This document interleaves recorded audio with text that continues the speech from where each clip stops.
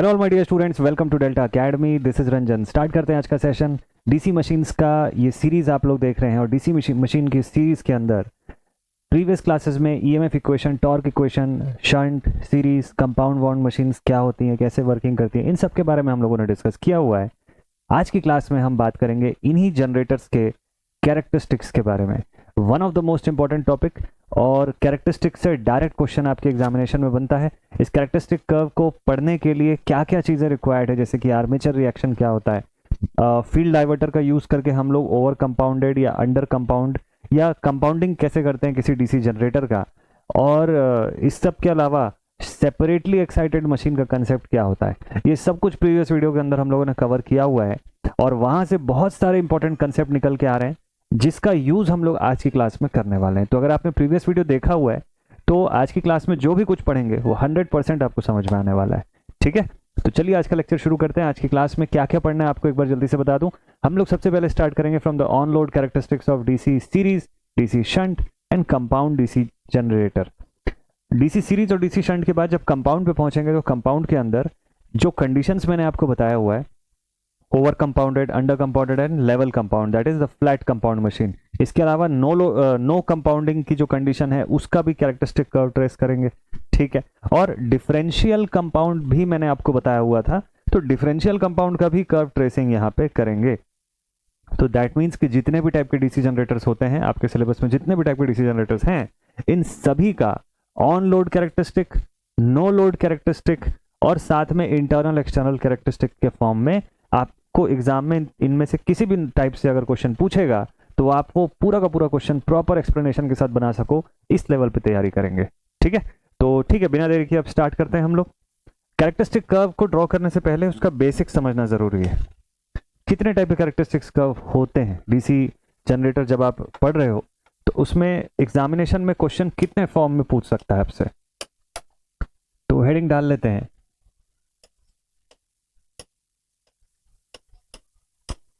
Characteristics of DC generator. Characteristics of DC generators. DC generator की characteristic, सबसे पहले तो ये समझते हैं कि कैरेक्टरिस्टिक कितने फॉर्म में पढ़ना होता है जब आप डीसी जनरेटर पढ़ रहे हो। तो देखिए, डीसी जनरेटर में ना कैरेक्टरिस्टिक्स को नॉर्मली हम लोग दो कैटेगरी में डिफाइन करते हैं। सबसे पहला होता है, लिखेंगे यहाँ पे, देयर आर, नोट्स मेकिंग बहुत इंपॉर्टेंट है यार, एकदम प्रॉपर नोट्स बनवाऊंगा आपके लिए जो एग्जामिनेशन के लिए एकदम टू द पॉइंट आपको सब चीज प्रोवाइड करेगा। So there are two major types of characteristics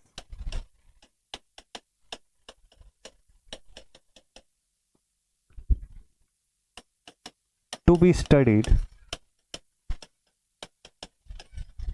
in DC generators, in DC generators। पहला जो होता है इसमें से, first one is known as no load characteristic, no load characteristics, no load characteristics।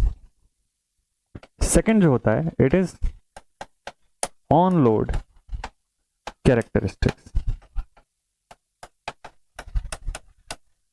ठीक है, कि जब हम मशीन को लोडेड कंडीशन पर रखते हैं तो इसकी वर्किंग, इसकी आउटपुट में क्या चेंजेस निकल के आते हैं। ठीक है, अच्छा, ये भी क्वेश्चन रहता है कि कैरेक्टरिस्टिक्स, कौन सा कैरेक्टरिस्टिक्स किन दो क्वांटिटी के बीच में ट्रेस होता है, ये भी पता होना उतना इंपॉर्टेंट है, तो उसको भी डिस्कस करेंगे। फिलहाल अभी बात करते हैं हम लोग कि ऑन लोड कैरेक्टरिस्टिक और नो लोड कैरेक्टरिस्टिक्स के बाद कभी कभी ये भी पेपर में दिखता है कि इंटरनल सर्किट कैरेक्टरिस्टिक डिस्कस करो, इंटरनल कैरेक्टरिस्टिक या एक्सटर्नल कैरेक्टरिस्टिक डिस्कस करो। सर वो किस कैटेगरी में आता है? देखिए, जब भी आपको इंटरनल और एक्सटर्नल बोलेगा तो हमेशा याद रखिएगा कि ये आपको ना ऑन लोड के अंदर ही पूछेगा। किसके अंदर? ऑन लोड कैरेक्टरिस्टिक के अंदर। तो यहां से दो बाइफरकेशंस निकल के आते हैं, यहां से इसी के दो बाइफरकेशंस होते हैं ऑन लोड के। एक होता है इंटरनल और दूसरा होता है external. Internal characteristic and external characteristic. Clear? अब क्वेश्चन इज कि कौन सा कैरेक्टरिस्टिक किस में ट्रेस करते हैं, मतलब जो कैरेक्टरिस्टिक जो ट्रेस कर रहे हैं किन दो क्वांटिटीज के बीच में ट्रेस करते हैं, ये सभी के सभी। देखिए जब भी नो लोड कैरेक्टरिस्टिक ट्रेस करना है, नो लोड मतलब एक्सटर्नल सेगमेंट पे कोई लोड नहीं लगी होगी। यहां मैं स्पेसिफिकली शंट, सीरीज या कंपाउंड की बात नहीं कर रहा हूं, इन जनरल किसी भी डीसी जनरेटर की बात हो रही है। ठीक है, तो जब नो लोड कैरेक्टरिस्टिक की जब बात होती है तो आप सोचिए कि नो लोड में क्या क्या क्वांटिटी हमको मिल रही होगी, वहां पे किस चीज की बात कर रहे होंगे, नो लोड इंड्यूस्ड ईएमएफ की बात कर रहे होंगे। तो ये ट्रेस होता है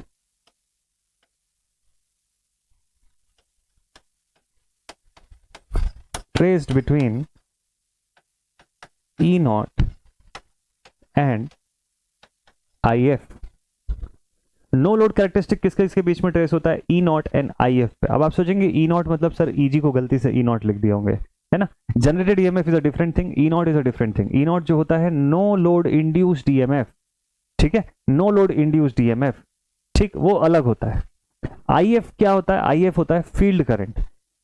तो सर इसको तो आई एस एच बोलते हैं वो शंट के केस में, तो आई एस सी बोलते हैं वो सीरीज के केस में।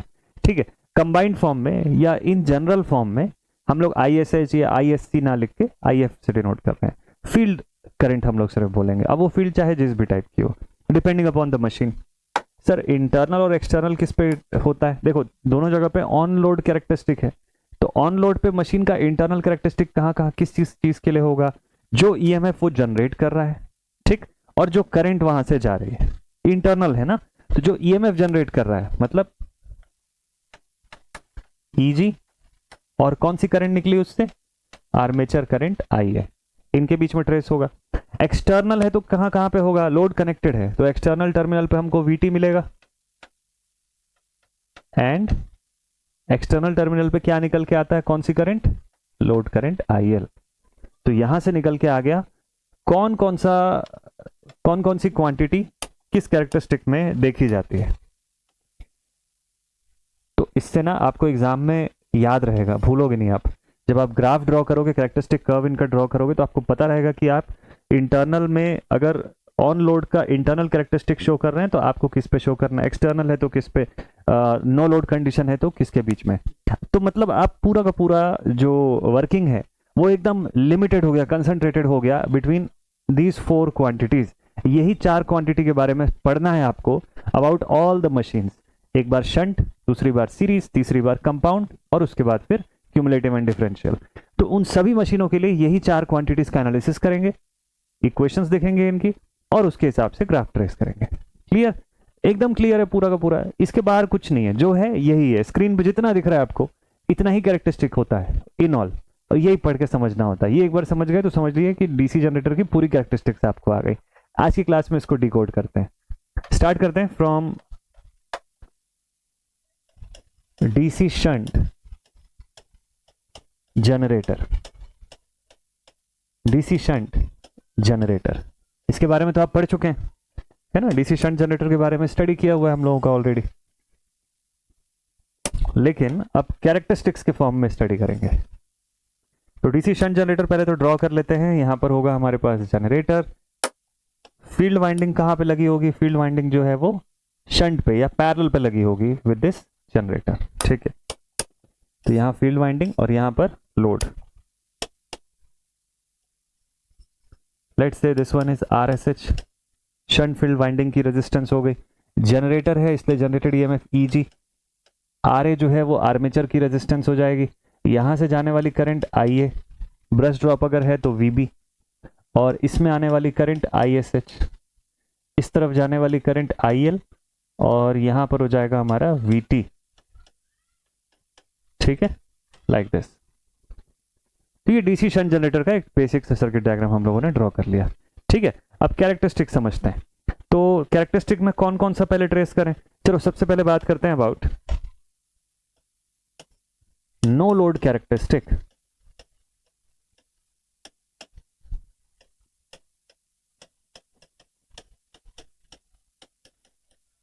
नो लोड कैरेक्टरिस्टिक थोड़ा सा याद करिए, मैंने आपको बताया था डीसी शंट जनरेटर को कैसे स्टार्ट करते हैं, ऑन लोड स्टार्ट करते हैं या नो लोड पे स्टार्ट करते हैं। ये पॉइंट को याद है कि आप सभी को, सोचिए एक बार। मैंने आपको बोला था कि अगर इसको ऑन लोड शुरू करेंगे तो क्या होगा, जो करंट निकल के आ रही है वो 2 पार्ट में डिवाइड हो जाएगी। तो शंट करंट कम रहेगी, जिसकी वजह से फ्लक्स जो क्रिएट हो रहा है, फील्ड फ्लक्स, वो कम रहेगा। और फील्ड फ्लक्स अगर कम रहेगा तो जनरेटेड ईएमएफ जो होगी, वोल्टेज बिल्डअप कर पाना मुश्किल रहेगा। तो इनिशियली कोई लोड मत लगाइए, तो आईए जो है वो डिवाइड नहीं होगी आईएल के फॉर्म में, पूरी की पूरी आर्मेचर करंट शंट पे आएगी पहले, तो उसकी वजह से initially good amount of current पहले दिखेगी आपको। तो उससे क्या होगा, वोल्टेज बिल्डअप होना शुरू होगा। इनिशियली रेसिडुअल मैग्नेटिक फ्लक्स की वजह से 2 से 8 वोल्ट तो रहेगा ही रहेगा इसके अंदर पहले से, ठीक है। तो हमको क्या करना है, वोल्टेज बिल्डअप करना है, तो हम इसको नो लोड कंडीशन पर रन कराते हैं इस मशीन को। तो ये पढ़ा हुआ है हम लोगों ने, अब इसी चीज को अप्लाई करिए यहाँ पे, ठीक है। नो लोड कैरेक्टरिस्टिक है, किसके किसके बीच में ट्रेस करने वाले हैं हम लोग, traced between E naught and I F. अब यहां पे आप बता दीजिएगा कि भाई ई नॉट जो है वो है no load induced EMF, no load induced EMF. और आई एफ क्या है, I F is our field current, I F क्या है, ये हमारा फील्ड करंट है, ठीक है। सो इसको लिख लेते हैं, that is our field current. और यहां पर फील्ड कौन से टाइप का होगा, क्योंकि शंट मशीन है तो फील्ड जो है टाइप का है, that is shunt field winding. तो शंट फील्ड है तो आई S H, that is your field current, ठीक है। सो फील्ड करंट इस केस में आई एस एच हो जाएगा। तो आप समझ गए कि आपको ई नॉट और आई एस एच के बीच में ट्रेस करना है इस ग्राफ को। तो मैं आई एस एच नहीं लिखूंगा यहाँ पे, मैं बाय डिफॉल्ट इसको आई एफ से डिनोट करूंगा, तो आप कंफ्यूज मत होना इसमें, ठीक है। जब कोई लोड कनेक्टेड नहीं है तो आर्मेचर करंट स्ट्रांग है, बहुत ज्यादा है कि कम है, ये बताइए। जब कोई लोड कनेक्टेड नहीं है, यानी कि लोड कुछ नहीं ड्रॉ कर रहा है, हमको पता है आई ए जो होता है that is equal to I S H plus I L, लेकिन आई एल तो है ही नहीं, जीरो है। तो इसका मतलब आई ए कम डिमांड होगा, कम ड्रॉ होगा, वहां से कम आई ए ड्रॉ होगा, इसका मतलब आई ए की वैल्यू कम होगी, आई ए की वैल्यू विल बी स्मॉल। और अगर आर्मेचर करंट छोटा है तो आर्मेचर रिएक्शन कैसा होगा, ये बताइए। तो लिखेंगे since I A at no load, पिछली क्लास में आर्मेचर रिएक्शन पढ़े थे, वहां का कंसेप्ट मैं यहां यूज कर रहा हूं। तो I A at no load is very small, so armature reaction will be low in this case। तो आर्मेचर रिएक्शन की वजह से क्या होता है, आर्मेचर फ्लक्स फील्ड फ्लक्स को अपोज करने लग जाती है। दो तरीका मैंने बताया था, cross magnetization and demagnetising effect. DC machines के अंदर यही दो इफेक्ट होता है, ठीक है। तीसरा मैग्नेटाइजिंग इफेक्ट जो होता है वो यहां नहीं होता, डीसी मशीनों में नहीं होता वो चीज, ठीक है। तो हमको समझ में आ गया कि आर्मेचर रिएक्शन कैसी होगी, यहाँ पे लो होगी। आर्मेचर रिएक्शन हमको सिर्फ ऑन लोड कंडीशन पे सोचने की जरूरत है, यहां इसकी नीड नहीं है, तो आप आर्मेचर रिएक्शन का टेंशन मत लीजिए, ठीक है। अब हम लोग इसका ग्राफ अगर ड्रॉ करें तो ग्राफ कहां से शुरू होगी ये सोचना है आपको, किधर से शुरू होगी ग्राफ, जीरो से स्टार्ट होगी या किसी और वैल्यू से, मान लेते हैं, हाँ यहां से इसका ग्राफ शो करते हैं। सो दिस इज ईजी नहीं सॉरी ई नॉट, और यहां से हम लोग आई एफ शो कर रहे हैं, आई एफ मतलब वही आई एस एच की बात कर रहे हैं, ठीक है। E naught in volts, I F in amperes, ठीक, ये मेंशन कर दीजिएगा। क्या ये ग्राफ में यहां से शुरू करूं इंक्रीज होता हुआ या कहां से, तो इसका राइट आंसर ये होगा कि सर ये ग्राफ ना 2 to 8 वोल्ट से आप स्टार्ट करो, जीरो से तो शुरू ही नहीं होगा, रेसिडुअल फ्लक्स तो ऑलरेडी अवेलेबल है, ठीक। अब मुझे देखना है कि मैं फील्ड की करंट जैसे जैसे बढ़ाते जा रहा हूं, ई नॉट का क्या सीन है, ई नॉट कितना बढ़ रहा है, no load induced EMF, no load induced EMF. तो एक काम करते हैं, ई नॉट का एक लेवल पहले ट्रेस कर लेते हैं। Let's say this value is E not, यहां कहीं पे ई नॉट है, ठीक है, this value is E not, यहां लिख ही देता हूं मैं बगल में, ये लेवल पे है, ठीक। मैंने फील्ड करंट यहां से इंक्रीज किया, प्रैक्टिकली समझिएगा, फील्ड करंट मैंने यहां से इंक्रीज किया, ई नॉट की वैल्यू क्या होगी, इंड्यूस्ड ईएमएफ इंक्रीज होगा, और इंक्रीज किया ई नॉट की वैल्यू और इंक्रीज होता चला जाएगा। तो फील्ड में जैसे जैसे करंट की वैल्यू बढ़ेगी ई नॉट की मैग्नीट्यूड इंक्रीज होगी, ठीक है। और फील्ड करंट को इंक्रीज किया और इंड्यूस होती गई, और फील्ड करंट इंक्रीज किया और इंड्यूस होती गई। लेकिन इसके बाद क्या मैं अगर फील्ड करंट बढ़ाता चला जाऊंगा तो क्या हमेशा इंक्रीज होगी क्या? एक पॉइंट पे जाने के बाद ये कांस्टेंट हो जाएगा, सैचुरेशन का स्टेट यहां पर आएगा। फील्ड करंट की मैं वैल्यू को इंक्रीज करता चला जा रहा हूं, एक सर्टन वैल्यू के बाद ये ई नॉट तक रीच करेगा और ई नॉट उसकी मैक्सिमम पोटेंशियल बन जाएगी। क्यों? क्योंकि वहां तक जाने के बाद सिस्टम सैचुरेट भी तो होगा, मैग्नेटिक सिस्टम है ना, मैग्नेटिक सिस्टम के अंदर सैचुरेशन भी आएगा। तो यहां से लोअर वैल्यू से शुरू होगा पहले ये, और ग्रेजुअली मैंने एक क्रिटिकल स्पीड की बात की थी, after that particular critical speed हमारा जनरेटर जो है फील्ड इंक्रीज होने से क्या करेगा, ये ग्रेजुअली यहां से ई नॉट की वैल्यू इंक्रीज होती चली जाएगी, नो लोड इंड्यूस्ड ईएमएफ बढ़ेगी। लेकिन after this value, after this certain value of E not, यहां से जाने के बाद ये सैचुरेशन को अटेंड कर लेगा। तो अब इसके आगे आप आई एफ को कितना भी बढ़ाओ उससे फर्क नहीं पड़ता है, ठीक है।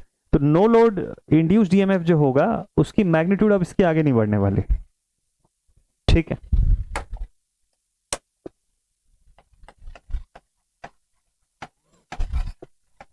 So no load induced EMF E naught will reach saturation at a certain value of, मतलब इस लेवल पर आने के बाद अब देखोगे IF को यहां तक मैंने बढ़ाया, इसके आगे सैचुरेट हो जाएगा। तो अब इसके आगे मैं IF कितना भी बढ़ाऊंगा उससे कोई फर्क नहीं पड़ने वाला, ठीक है। तो ये कौन सा कैरेक्टरिस्टिक हो गया? This is the no load characteristic, किसका? डीसी शंट जनरेटर का। लिख देते हैं यहां पे बगल में, no load characteristic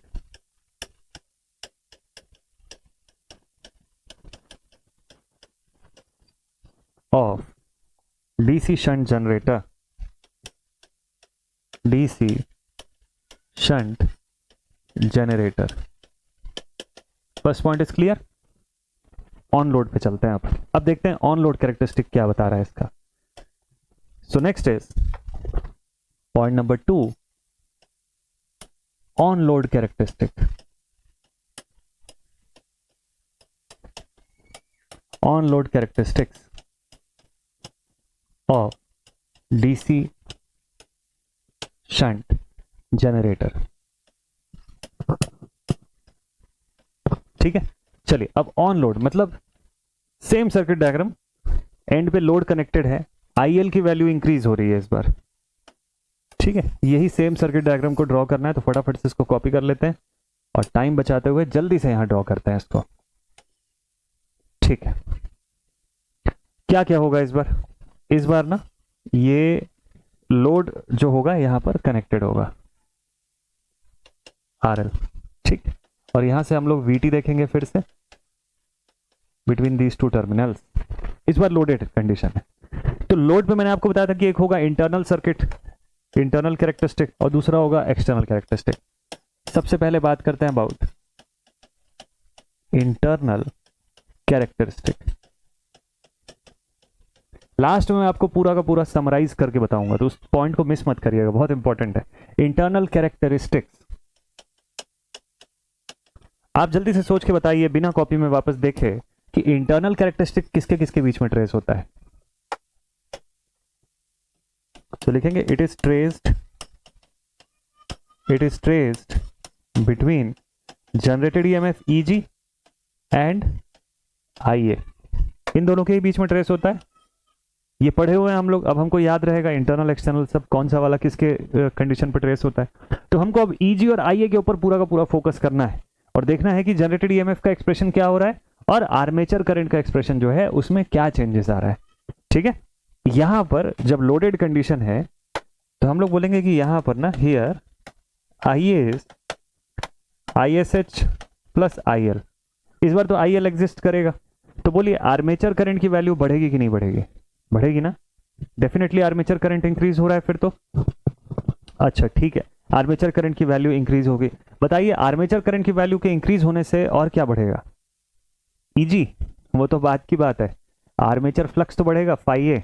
armature flux अगर इंक्रीज हुआ तो मैंने आपको बताया था कि आर्मेचर फ्लक्स ही मेन फ्लक्स को या फील्ड फ्लक्स को अपोजिशन ऑफर करेगा। या तो अपोज करने की कोशिश करेगा 180 डिग्री पे एक्ट करके, या 90 डिग्री पे एक्ट करके उसको डिस्टॉर्ट करने की कोशिश करेगा। In both the case it will cause the creation of armature reaction. Armature reaction होगा। आर्मेचर रिएक्शन हमारी मेन फील्ड फ्लक्स को कम करने की कोशिश करेगी, लगभग 10% की कमी करेगी उसके अंदर। अच्छा, सो लिखेंगे here IA is equals to IL plus ISH. Thus IA increases and phi A increases. So armature reaction will occur. और आप सबको पता है कि आर्मेचर रिएक्शन अगर हो रहा है तो वो मेन फ्लक्स को क्या करेगा, रिड्यूस ही करेगा। ठीक है, तो मेन फ्लक्स के ऊपर रिडक्शन होगा, और मेन फ्लक्स पे अगर रिडक्शन होगा तो बोलो जनरेटेड ईएमएफ का क्या होगा।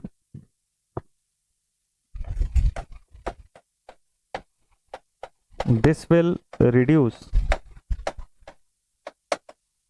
the field flux.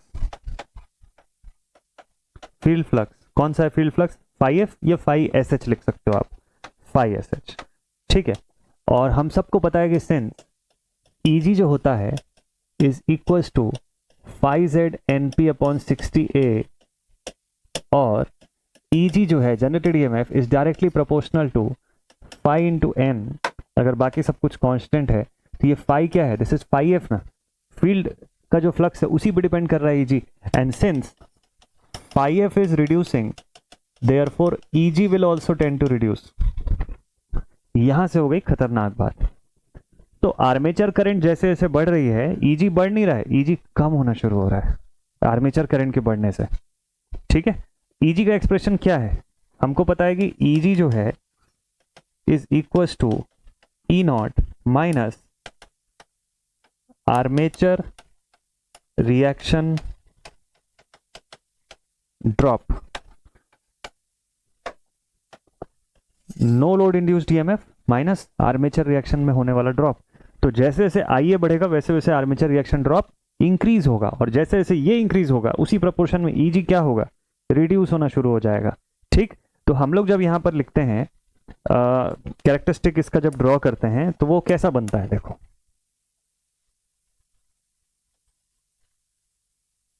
ध्यान से देखिएगा इसको पे।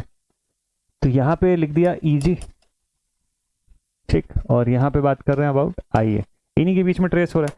और यहां कहीं पे होगा हमारा E नॉट, E नॉट को भी शो करना जरूरी है, इसको भी यहां शो कर देते हैं, नो लोड इंड्यूस्ड ईएमएफ। तो इससे नीचे जाएगा ना, जो ग्राफ बनेगा वो कैसा हो रहा है, जैसे जैसे IA बढ़ती जा रही है वैसे वैसे EG की वैल्यू कम होती जा रही है, and that too in the same proportion.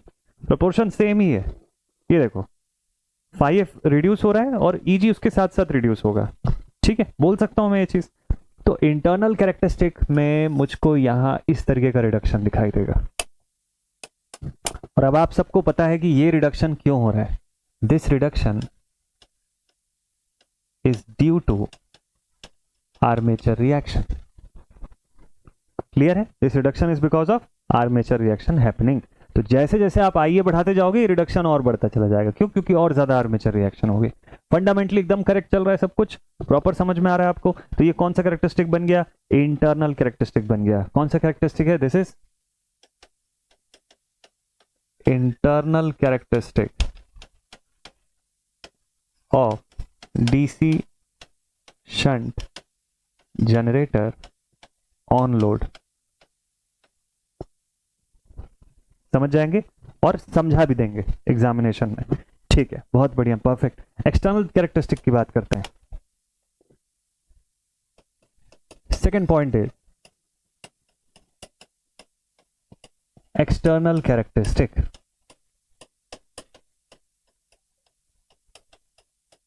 External characteristic किसके किसके बीच में ट्रेस होता है बताइए। सो this is plotted between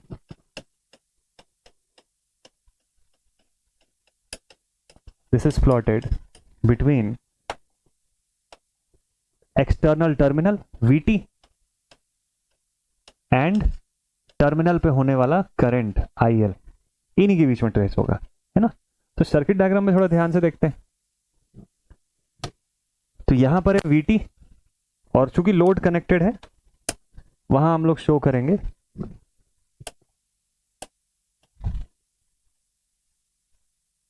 RL, और यहां पे शो करेंगे VT। अच्छा बताइए वीटी का क्या सीन है यहाँ पे। तो हमको पता है कि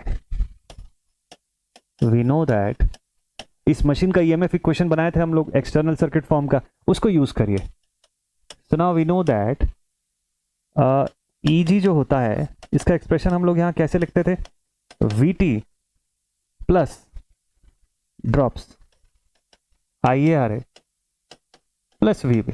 तो वीबी तो चलो ठीक है यहाँ पे ऑप्शनल है और फिक्स्ड भी होगा, जितना भी होगा फिक्स्ड होगा, ठीक है। मान लो यहां से वीटी फाइंड करना है तो देयरफॉर वी कैन से कि VT is equals to easy minus IARA, EG minus IARA minus VB. ये वीटी का एक्सप्रेशन है, EG minus all the drops, ठीक, EG minus all the drops, ठीक। अब मान लो IARA को मैं ईजी से माइनस कर रहा हूं, ईजी में से जनरेटेड ईएमएफ जितना भी मिला उससे ये वाले ड्रॉप को माइनस कर रहा हूं। थोड़ी देर के लिए अभी वीबी को इग्नोर कर देते हैं, ऐसा मान लेते हैं कि ब्रश में कोई ड्रॉप नहीं हो रहा, तो भी मैं ये बोलूंगा कि टर्मिनल का वोल्टेज हमको वही मिलेगा जो जनरेटेड ईएमएफ में से ड्रॉप को माइनस करने के बाद आता है, ठीक। तो इसका मतलब VT is equal to EG minus IARA, ये ड्रॉप है ना, neglecting brush drop VB। IARA में से IA का क्या सीन है, IA यहां पर ISH प्लस IL होता है, आर्मेचर करंट की मैग्नीट्यूड ISH प्लस IL होती है। जैसे जैसे मैं लोड करंट को बढ़ाऊंगा क्या होगा यहां पे बताइएगा, क्योंकि मैं ये ग्राफ किसके किसके बीच ट्रेस कर रहा हूं, मैं ये ग्राफ VT और IL के बीच ट्रेस करने वाला हूं, ठीक है। तो मैं तो IL की बात करूंगा, so when IL increases then IA increases, होगा ये चीज।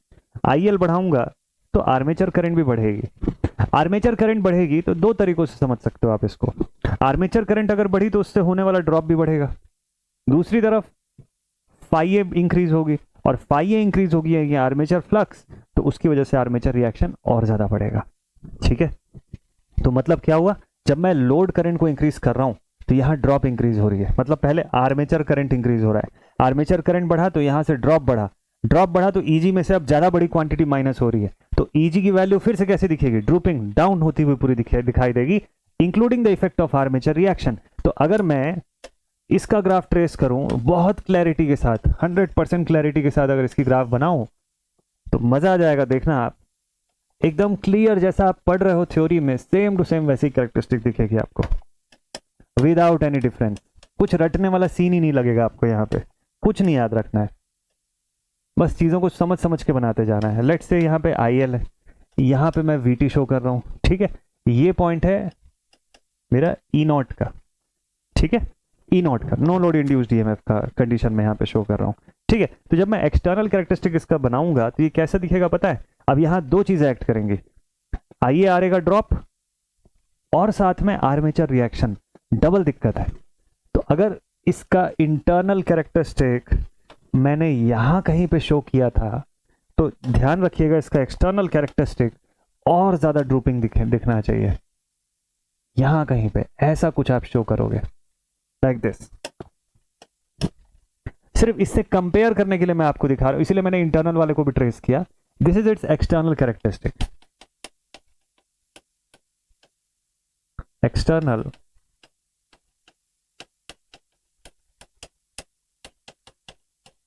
एक्सटर्नल कैरेक्टरिस्टिक्स, ठीक है। और ऊपर जो इसके ऊपर की जो लाइन है this is internal characteristic,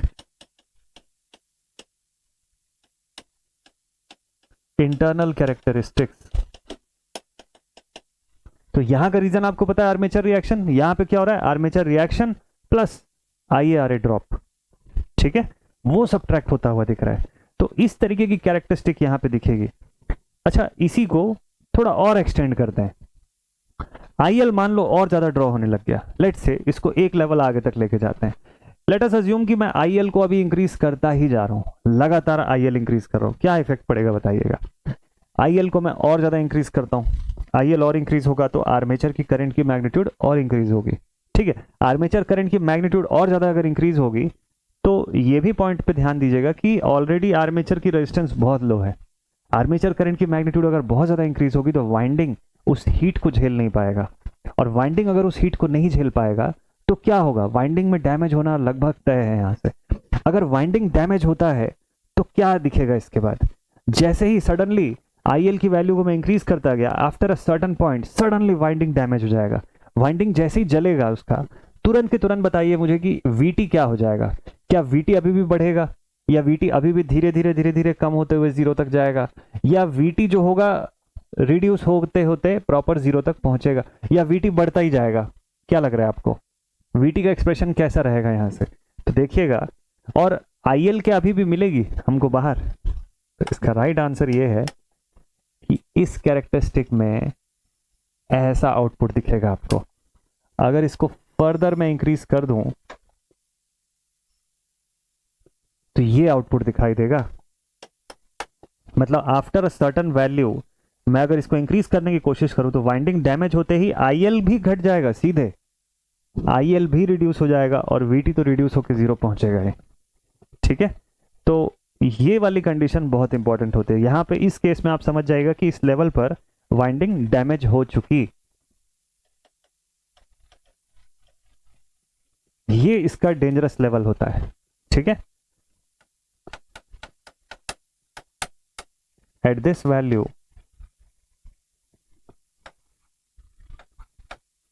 winding will be damaged, machine की वाइंडिंग डैमेज हो जाएगी एट दिस सर्टन लेवल। ठीक है, और मशीन जो है वो तुरंत के तुरंत वापस अपने जीरो वैल्यू पे पहुंच जाएगा। सो this is the external characteristic.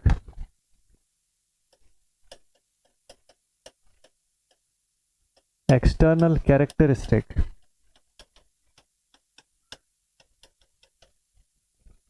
Of DC shunt generator. Conceptually पूरा चीज समझ में आया आप लोगों को? कहीं पे भी किसी पॉइंट पे लगेगा डाउट है तो तुरंत मुझसे कमेंट सेक्शन में लिख के भी पूछ लीजिएगा, टेलीग्राम पे भी, पर्सनल में भी। लेकिन डाउट बिल्कुल भी नहीं छोड़ना है आपको। पूरा चीज मैं इसीलिए आपको प्रैक्टिकल वे में समझा रहा हूँ ताकि इमेजिन कर सको आप पूरी चीज को। ठीक है, सो दिस इज इट। इस कंडीशन को हम लोग लिख लेते हैं यहाँ पे कि व्हेन IL increases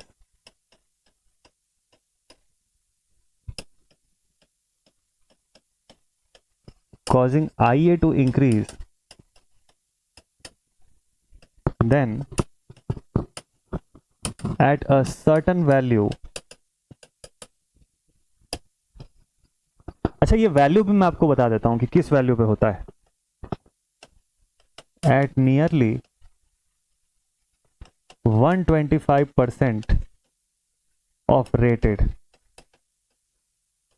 ये थोड़ा सा हायर लेवल हो जाएगा क्योंकि ये प्रॉपर मशीन में पढ़ते हैं, बेसिक इलेक्ट्रिकल में ये सब नहीं लिखते हैं, लेकिन ये आपके नॉलेज के लिए जस्ट मैं बता रहा हूँ कि at nearly 125% of the rated, जितना रेटेड था उससे 125% ऊपर की कंडीशन पर ये सिचुएशन अराइज होती है जहां पर सडन हमको ड्रूप दिखाई देता है और वाइंडिंग डैमेज का कंडीशन भी दिखता है। ठीक है, then winding gets damaged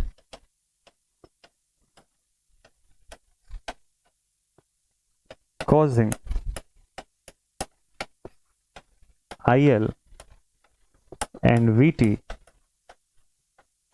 to reduce to zero,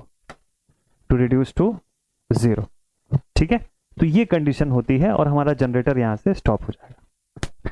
done, ये कंडीशन समझ में आ गई। तो इन्हीं कंडीशंस को हम लोग देखिए दोनों जगह पर, इंटरनल पे एक्सटर्नल पे, जैसे ही लोड कनेक्ट किया मैंने, दोनों जगह पे कैरेक्टरिस्टिक कैसी दिखाई दे रही है, नीचे गिरती हुई, ड्रूप करती हुई। So that is why we always call it a drooping characteristic of DC shunt generator. आप जब भी DC शंट जनरेटर के बारे में पढ़ोगे तो हमेशा वहां ये लिखा होगा कि it always has a drooping characteristic. तो ये ड्रूपिंग का मतलब क्या होता है, कहां से आया ये ड्रूपिंग, ये आपके स्क्रीन पे क्लियरली विजिबल है इस चीज का एग्जाम्पल। ठीक है, so thus we can say we say that a DC shunt generator a DC shunt generator has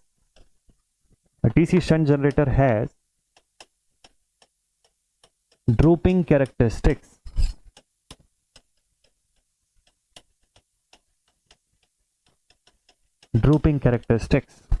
higher semester के जो बच्चे हैं ना, जो थर्ड सेमेस्टर के हैं, थर्ड या फिफ्थ सेमेस्टर में अगर आप हैं और आप फुल फ्लेजेड मशीन भी पढ़ रहे हैं, आप भी ये लेक्चर देख सकते हैं। आप लोग से डायरेक्ट क्वेश्चन आता है एग्जामिनेशन में, 7 मार्क्स का क्वेश्चन पूछता है कि explain how DC shunt motor exhibits a drooping characteristic. उसको एक्सप्लेन करने बोलेगा, पूरा ग्राफ के साथ, पूरा एक्सप्लेनेशन, थ्योरी, सब चीज के साथ आपको ये चीज को शो करना होगा। ठीक है, तो आप इस पूरे को as a 7 mark solution use कर सकते हैं। ठीक, ये जितना मैंने यहाँ पे बताया। एप्लीकेशन की बात कर लेते हैं। What are the applications of DC shunt generator?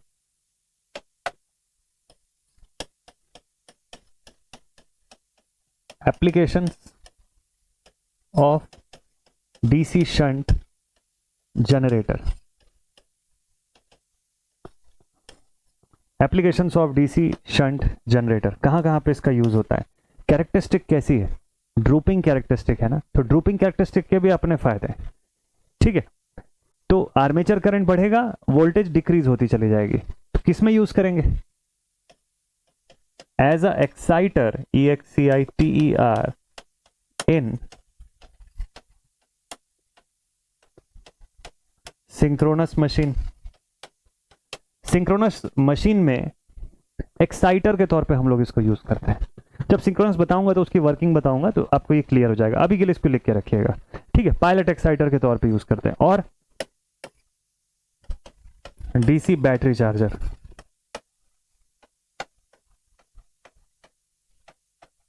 DC battery charger. ठीक है, this was all about the DC shunt machine. अब बात करते हैं डीसी सीरीज मशीन की कैरेक्टरिस्टिक के बारे में। ठीक है, कितना समय ले लिया मैंने अभी तक? 37 मिनट्स, काफी समय ले लिया है ना। आज की क्लास में ही ये तीनों कंप्लीट करना है हमको अच्छे से। तो सीरीज डीसी जनरेटर, जब मैं मोटर के बारे में आपको पढ़ाऊंगा तो उसकी भी कैरेक्टरिस्टिक लिखवाऊंगा। जस्ट अब इसके बाद अगली क्लास से मोटर ही शुरू होगा, डीसी मोटर्स, तो उसके बारे में बात करेंगे पूरा। ठीक है, अब बात करते हैं डीसी सीरीज जनरेटर की। थोड़ा फास्टली पढ़ेंगे अब इसको। सीरीज डीसी जनरेटर है तो इसका मतलब यहां पर सीरीज फील्ड वाइंडिंग होगी, RSC होगा जिसका इंटरनल रेजिस्टेंस। बिल्कुल सही है, तो ड्रॉ करते हैं इसको एज RSC। हम सबको पता है कि RSC के अंदर नंबर ऑफ टर्न्स कम रहते हैं। थिक कंडक्टर की वाइंडिंग होगी यहाँ पर, वाइंडिंग से भी ज्यादा प्लेट्स का इस्तेमाल करेंगे हम लोग यहाँ पे। आर्मेचर का रेजिस्टेंस RA होगा, RSC की वैल्यू बहुत लेस रहेगी। यहाँ से निकलने वाली करंट IA, इससे जाने वाली करंट ISC, और इधर से जाने वाली करंट हो जाएगी IL, जबकि ये तीनों की तीनों एक ही है, डिफरेंस नहीं है कुछ इनमें। यहां पे मिलेगा हमको VT। अगर लोड कनेक्टेड है तो अलग सिनारियो, नो लोड कंडीशन है तो अलग सिनारियो। अच्छा, फिलहाल इसमें बताइएगा नो लोड कंडीशन होगी भी या नहीं होगी? तो आप सबको पता है कि नो लोड के कंडीशन में अगर आप एक्सटर्नल सर्किट ड्रॉ करना चाहते हैं या इंटरनल सर्किट ड्रॉ करना चाहते हैं, तो आप समझिएगा नो लोड अगर है ना, नो लोड कैरेक्टरिस्टिक किसके किसके बीच में ट्रेस होता है? E0 और IF के बीच में। IF का सीन क्या है यहाँ पे? क्या IF बढ़ा सकते हो क्या? जब लोड कनेक्टेड ही नहीं है तो ओपन सर्किट है, और ओपन सर्किट है तो कोई भी करंट नहीं फ्लो होगी। यहाँ पे IL, ISC, IA all are same, और ISC ही IF है। लिख देता हूं मैं here, IL is equal to ISC is equal to armature current. तीनों चीज सेम ही है ना, अलग अलग नहीं है। एंड फील्ड करंट जो हम लोग बोल रहे हैं वो सीरीज फील्ड वाइंडिंग से फ्लो होने वाली करंट है, इसी को बोलते हैं। Since at no load IF is 0, no load पे IF कुछ नहीं मिलने वाला है हमको। ठीक है, फील्ड करंट कुछ नहीं मिलने वाला है। हाँ, रेसिडुअल जो है उसकी वजह से इंड्यूस्ड EMF मिलेगी 2 वोल्ट के आसपास का, लेकिन क्योंकि सर्किट ओपन है यहां से, तो करंट कहां से फ्लो होगी? तो करंट कुछ भी नहीं मिलेगा, ऑब्वियस सी बात है। तो ये अगर 0 है, therefore no load characteristic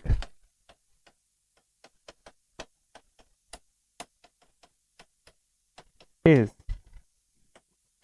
not traced for DC series generator. अब समझ गए आप ये चीज? नो लोड कैरेक्टरिस्टिक का तो काम ही खत्म हो गया यहाँ से। तो अब इसमें सिर्फ ऑन लोड कैरेक्टरिस्टिक ही हो सकता है, उसमें भी इंटरनल और एक्सटर्नल दोनों फॉर्म। ठीक है, तो नो लोड कैरेक्टरिस्टिक क्यों नहीं ट्रेस हो सकता, उसका रीजन समझ गए आप। अब चलिए ऑन लोड कैरेक्टरिस्टिक पे, ऑन लोड कैरेक्टरिस्टिक को समझते हैं, वो कैसा बनेगा इसमें। और आप सबने पढ़ा हुआ है ना कि डीसी सीरीज मोटर को कभी भी नो लोड पे नहीं शुरू करेंगे हम लोग। तो रीजन अब दोनों कंसेप्ट के साथ आपको रीजन क्लियर है। अब इसको लोडेड कंडीशन पे स्टार्ट करने वाले हैं। तो यहाँ एक लोड कनेक्ट कर देते हैं, let it be RL. Load connect होते ही आईएल फ्लो होने लग जाएगी इसके थ्रू। ठीक है, तो case 2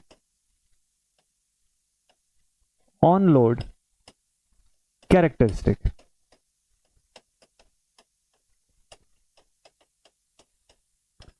case 2 on load characteristic. On load में पहला वाला कौन सा है? Internal. First one is internal characteristic. Internal characteristics किसके किसके बीच में ट्रेस होती है, जल्दी से बताइएगा। तो traced between, it is plotted between किसके किसके बीच में इंटरनल कैरेक्टरिस्टिक है, तो generated EMF and armature current, इन्हीं दोनों के बीच में ट्रेस होगा ना। ठीक, आर्मेचर करंट बढ़ेगी, आर्मेचर करंट की मैग्नीट्यूड, लोड कनेक्टेड है, लोड ने डिमांड किया, आर्मेचर करंट की मैग्नीट्यूड इंक्रीज होता हुआ समझ लेंगे हम लोग। ठीक, आर्मेचर करंट अगर इंक्रीज हो रहा है तो मुझको बताइएगा ईजी पे क्या असर पड़ेगा इसका। लिखता हूं, व्हेन आईए इंक्रीजेस, इस बार ना फील्ड सीरीज में ही है, तो आईए बढ़ रहा है मतलब फील्ड ही बढ़ रहा है, देन आईएफ इंक्रीजेस, क्योंकि हमको पता है कि आईए आईएफ एक ही है। फील्ड अगर इंक्रीज हो रहा है तो इसका मतलब फाई एफ भी इंक्रीज होगा। और हमने तो यहां पे गुड कंडक्टर्स यूज करके रखा है, प्रॉपर थिक कंडक्टर्स यूज करके रखे हैं, तो फाई एफ का इंक्रीज होना फाई ए के इंक्रीज होने से बहुत ज्यादा होगा। तो जितना आर्मेचर फ्लक्स इंक्रीज होगी उससे कहीं ज्यादा फील्ड फ्लक्स, मेन फ्लक्स को वो फायदा करेगा। तो मेन फ्लक्स हमारी ज्यादा स्ट्रांग होगी। आप सोच रहे होगे कि सर आर्मेचर रिएक्शन का भी असर दिखेगा, तो आर्मेचर रिएक्शन का असर तो तब दिखेगा ना जब मेन फ्लक्स स्टेबल हो गई या वहीं पर रुक गई और खाली आर्मेचर फ्लक्स बढ़ रही है। यहाँ तो मेन फ्लक्स ज्यादा बढ़ रही है, आर्मेचर फ्लक्स कम बढ़ रही है, तो उस कंडीशन में फाई एफ जो है वो बढ़ रहा है, फील्ड इंक्रीज हो रही है। And since Eg is directly proportional to phi F, therefore easy will increase up to saturation. Core के सैचुरेशन तक ईजी यहां पे बढ़ेगा, ये बिल्कुल तय सी बात है। ठीक है, चलिए तो इसका ग्राफ बना लीजिए जल्दी से। अगर इसका ग्राफ ट्रेस करें तो कैसा बनेगा, तो ठीक है यहां पे लिख लेते हैं आइए, यहां लिख लेते हैं ईजी। ठीक, तो इनिशियली कहां से शुरू करेंगे इस ग्राफ को, 0 से? बिल्कुल भी नहीं, 2 to 8 वोल्ट यहां से स्टार्ट होगी ये ग्राफ।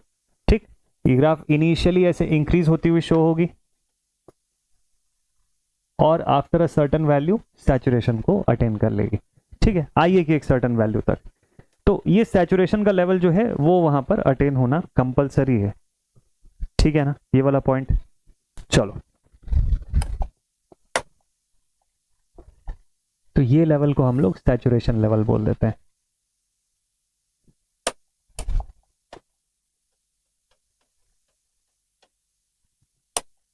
तो यहां पर सैचुरेशन हो जाएगा, ये डायरेक्शन है कर्व का। ठीक है, तो इसको लिख लेते हैं on load internal characteristic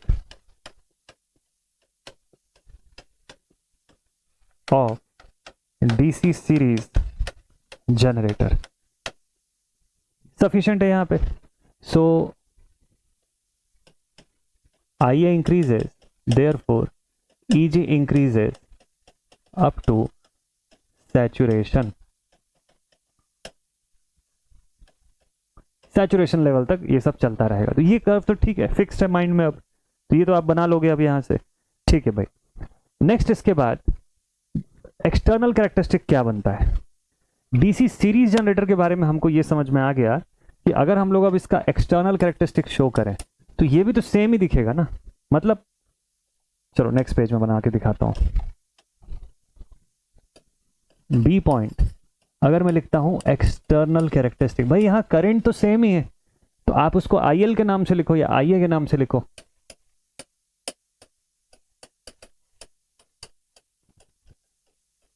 external characteristics. अब आपको पता है कि एक्सटर्नल कैरेक्टरिस्टिक किसके किसके बीच में ट्रेस होता है। एक्सटर्नल कैरेक्टरिस्टिक जो होता है सर वीटी और आईएल के बीच में ट्रेस होगा, यही बोलोगे आप। तो प्लॉटेड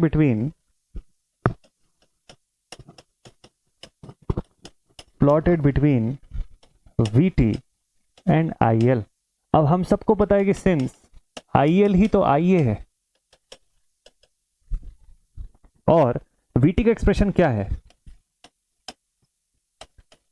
ईएमएफ इक्वेशन से हमने निकाला था कि Eg is equal to VT plus I R A plus I S C R S सी।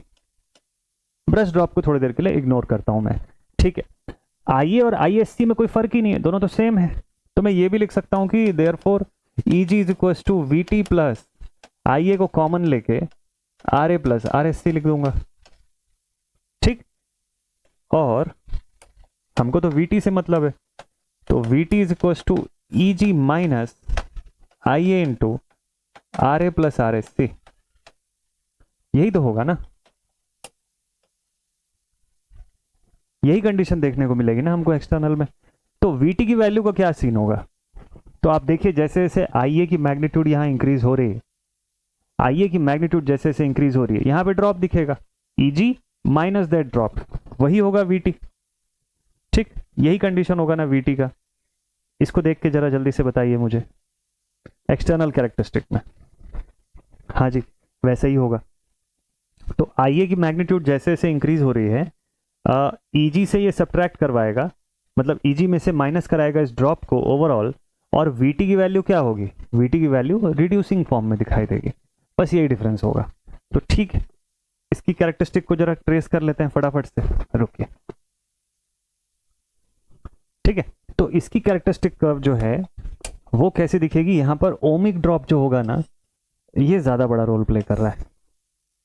देखिए ये कहां से दिखाई देगा, क्योंकि हम लोग वीटी की बात कर रहे हैं, ठीक है, वीटी की बात कर रहे हैं, और यहां पर है हमारा आईएल। तो ये कैरेक्टरिस्टिक जो है, अब इसको कंपेयर करने के लिए ना मैं आपको इंटरनल कैरेक्टरिस्टिक के साथ ड्रॉ करके दिखाता हूं। तो अगर इसकी इंटरनल कैरेक्टरिस्टिक है तो ये ऑलमोस्ट ऐसी कुछ दिखाई देगी। प्रैक्टिकल केस में जब हम लोग इसको देखते हैं तो लगभग ऐसी कुछ दिखाई देती है। इंटरनल है तो ईजी और आईए के रिस्पेक्ट में हम लोग देखेंगे, ठीक है। तो एक्सटर्नल होगी, तो अगर नो लोड कैरेक्टरिस्टिक होती तो ऑलमोस्ट नो लोड कैरेक्टरिस्टिक होती तो हम लोग यहां से शो कर रहे थे इसको इस तरीके से।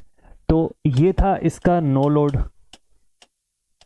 कैरेक्टरिस्टिक, क्योंकि नो लोड में करंट का कोई ज्यादा सीन है नहीं, हमको वोल्टेज जो है वो इंक्रीज होता हुआ दिखाई दे रहा है।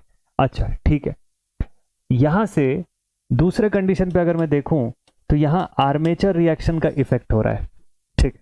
दूसरा कैरेक्टरिस्टिक येलो कलर से जिसको मैंने शो किया, ये कौन सा कैरेक्टरिस्टिक है, दिस इज इंटरनल कैरेक्टरिस्टिक,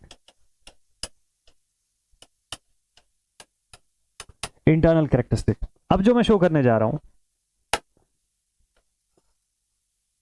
इसमें आपको और ज्यादा ड्रॉप दिखाई देगा एक्सटर्नल कैरेक्टरिस्टिक में। किसमें, एक्सटर्नल कैरेक्टरिस्टिक में। अगर मैं इस जगह पे सभी को एक साथ शो कर देता हूं, वीटी और ईजी और ई नॉट, और यहां पे आईएल इक्वल टू आईए इक्वल टू आईएससी, एक साथ कंबाइंड ही डायग्राम शो कर देता हूं। तो ये जो डिफरेंस दिख रहा है आपको इंटरनल और एक्सटर्नल कैरेक्टरिस्टिक के बीच में, इसका रीजन क्या है, ये इतना नीचे क्यों आ गया यहां से। तो ये जो कैरेक्टरिस्टिक में डिफरेंस आया ना, that is due to ohmic drop आया। ओमिक ड्रॉप कौन सा,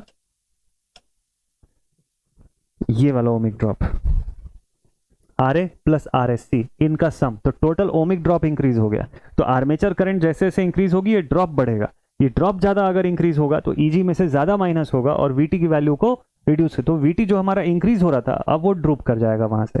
तो ओवरऑल अगर देखें तो राइजिंग कैरेक्टरिस्टिक दिखेगा up to a certain level. ये तीनों ही कैरेक्टरिस्टिक देखो आप, राइजिंग कैरेक्टरिस्टिक दिख रहा है। कैसा कैरेक्टरिस्टिक दिख रहा है?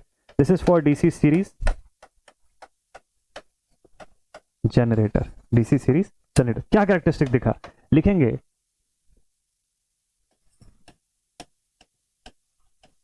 thus we can say that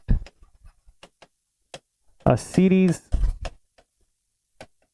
DC generator has what kind of characteristics? The rising characteristic.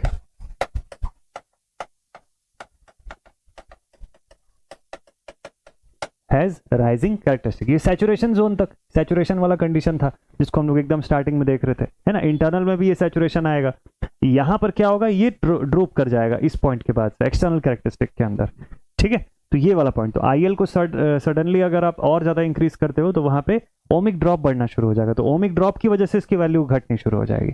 ये मेजर डिफरेंस था ओवरऑल, ठीक है। तो ये वाला पॉइंट आप लोग समझ जाएंगे। इसी के साथ मैं आपको कैरेक्टरिस्टिक जो है वो भी बताऊंगा, कैरेक्टरिस्टिक बोलता हूँ सॉरी, कैरेक्टरिस्टिक की जगह एप्लीकेशंस भी बताऊंगा मैं आपको, ठीक है। So what are the application of DC series generator? अच्छा, ऐसे ही शंट का भी बताऊंगा मैं आपको, शंट वाले को भी ऐसे कंबाइन करके पढ़ लीजिएगा। एक साथ तीनों जो कंडीशन मैंने बताया ना, तीनों को कंबाइन करिएगा, उसकी भी प्रॉपर ग्राफ बनेगी। तो यहां भी जैसे एक साथ कंबाइन किया ना, कंबाइंड ग्राफ बहुत इंपॉर्टेंट होता है। इससे कंपेयर करते बनेगा कि कौन सी कैरेक्टरिस्टिक दूसरे वाले से क्यों अलग है, किस मैटर पे अलग है। External, internal and no load, ये तीनों कैरेक्टरिस्टिक मैंने एक ही ग्राफ के अंदर इसमें शो किया। तो नो लोड से इंटरनल के बीच का डिफरेंस क्यों आया? आर्मेचर रिएक्शन की वजह से। इंटरनल से एक्सटर्नल के बीच का ये अंतर क्यों आया? Due to ohmic drop. Clear? Next point पे चलते हैं और इसके एप्लीकेशंस को डिस्कस करते हैं। तो सीरीज डीसी जनरेटर का एप्लीकेशन क्या होता है, इसको कहां पे यूज करते हैं हम लोग, ठीक है। देखिए इसका एप्लीकेशन, क्योंकि टॉर्क जो है, torque creation is better, torque creation हमको प्रॉपर मिलता है, तो इसको हम लोग एसी डीसी ट्रैक्शन सिस्टम के लिए भी यूज करते हैं। मेजर एप्लीकेशन है used in DC traction system mostly in hilly areas, mostly in hilly areas. अब आप सोचोगे कि हिली एरियाज में ही क्यों? ज्यादा टॉर्क की रिक्वायरमेंट होती है ना, ट्रेन को ऊपर क्लाइम करना है, टॉर्क की रिक्वायरमेंट ज्यादा है, तो ठीक है ना, तो DC induction AC induction motor लगा दो 3 फेज का, तो बहुत बढ़िया रहेगा वो। तो दिक्कत क्या है, हिली एरिया मतलब हाइट इंक्रीज हुआ, हाइट अगर एलिवेटेड है तो कोरोना लॉसेस ज्यादा होगा वहां पे। अब as a first year student हो सकता है आपको ये ना पता हो कोरोना लॉसेस के बारे में, लेकिन हायर सेमेस्टर के स्टूडेंट जो बच्चे इस वीडियो को देख रहे हैं उनको ये चीज पता है, क्योंकि पावर सिस्टम में आप लोगों ने पढ़ा हुआ है about the corona discharge. Corona discharge के अंदर हाइट का फैक्टर बहुत मायने रखता है। एटमॉस्फेयर में जितना ऊपर जाते जाओगे कोरोना डिस्चार्ज होने का चांसेस उतना बढ़ जाएगा। इसीलिए जब ट्रांसमिशन लाइन की बात करते हैं, हाई रेंज की ट्रांसमिशन लाइन होती है जिसका कि जो टावर इंस्टॉलेशन होता है वो बहुत ऊपर के हाइट पे होता है, तो उस एलिवेटेड हाइट पर कोरोना डिस्चार्ज भी बहुत हाई हो सकता है वहां पर, क्योंकि वो एटमॉस्फेयर से बहुत करीब होता है, ठीक है। तो इस पॉइंट को अभी के लिए समझिएगा कि जब ये हिली रीजन के ट्रेन की बात कर रहे हैं हम लोग, तो उसकी भी एलिवेटेड सेगमेंट पे हाइट पे इंस्टॉलेशन होगी वहां के कंडक्टर्स की। अब आप बोल रहे हो कि डीसी की जगह sir 3 phase induction motor use कर लो, उसका तो टॉर्क प्रोडक्शन इससे भी ज्यादा अच्छा मिलेगा डेफिनेटली, लेकिन उसको सप्लाई मैं दूंगा एसी का, एसी सप्लाई तो प्रोवाइड करूंगा ना। जब एसी सप्लाई इनपुट प्रोवाइड करूंगा तो उसके कंडक्टर्स में कोरोना डिस्चार्ज भी हो जाएगा। कैसे? इसका कोई फंडामेंटल है क्या आपके पास? देखो,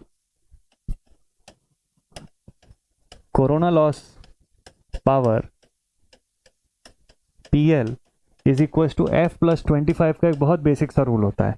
F स्टैंड्स फॉर फ्रीक्वेंसी है, ये आपके समझने के लिए बता रहा हूं, इसको आप अपने आंसर शीट पे मत लिखिएगा, ठीक है।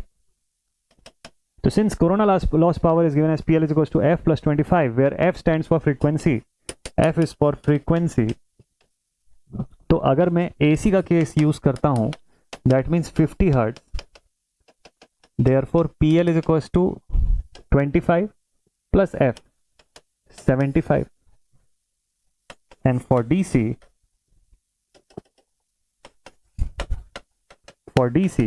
we have frequency of 0 hertz, therefore corona loss power is how much? 25 only, which means in AC या इन DC में अगर देखोगे तो 1/3 टाइम चांसेस है कोरोना लॉस होने के, है ना। तो corona loss in AC is 3 times of that in DC. In AC it is 3 times of that in DC. ये वाला इतना जो येलो कलर से जितना पोर्शन मैंने लिखा है ये आप अपनी कॉपी के नोट्स में मत इंक्लूड करिएगा। अगर आप एक फर्स्ट ईयर स्टूडेंट है जो सिर्फ यूनिवर्सिटी एग्जामिनेशन के पॉइंट ऑफ व्यू से इस सब्जेक्ट को, इस टॉपिक को प्रिपेयर कर रहे थे, तो ये आप इसको मत लिखिएगा। आगे चल के जब आप पावर सिस्टम पढ़ेंगे ना तो आपको अभी अपने रफ कॉपी में कहीं पे लिख के छोड़ दीजिएगा या एक अलग से नोट बना के लिख दीजिएगा। ये आपके एग्जाम के लिए इंपॉर्टेंट नहीं है, लेकिन हायर सेमेस्टर में जब आप पावर सिस्टम पढ़ेंगे ना, वहां जब आप हैवीली मशीन के बारे में पढ़ेंगे प्रॉपर डिटेल में, तो ये डिटेल बहुत काम आएगा वहां पे। ठीक है, विथ रीजन मैंने इसलिए बताया आपको कि डीसी ट्रैक्शन सिस्टम में ही क्यों इसको इस्तेमाल कर रहे हैं, हिली रीजन्स में ही क्यों, हायर रीजन्स पे, एलिवेटेड रीजन्स पे। ठीक है, एचवीडीसी ट्रांसमिशन में इस्तेमाल करते हैं हम लोग डीसी सीरीज जनरेटर को। हाँ बिल्कुल, एचवीडीसी ट्रांसमिशन सिस्टम के अंदर हम लोग यूज करते हैं। और देखिएगा यहाँ पे ना, जो मैं टॉर्क की बात कर रहा था वो मोटर पे लागू होता है, हम क्या पढ़ रहे हैं, जनरेटर पढ़ रहे हैं। तो जनरेटर के केस में ना मैं ट्रांसमिशन की बात करूंगा, मैं डीसी सप्लाई ट्रांसमिशन की बात कर रहा हूँ। ठीक है, इसीलिए मैंने डीसी ट्रैक्शन सिस्टम के साथ ट्रांसमिशन बताया है, और ट्रांसमिशन में कोरोना लॉस का इफेक्ट इसीलिए डिस्कस करना जरूरी था। क्लियर? ठीक है, और वोल्टेज बूस्टर के तौर पे यूज कर सकते हैं एज अ वोल्टेज बूस्टर।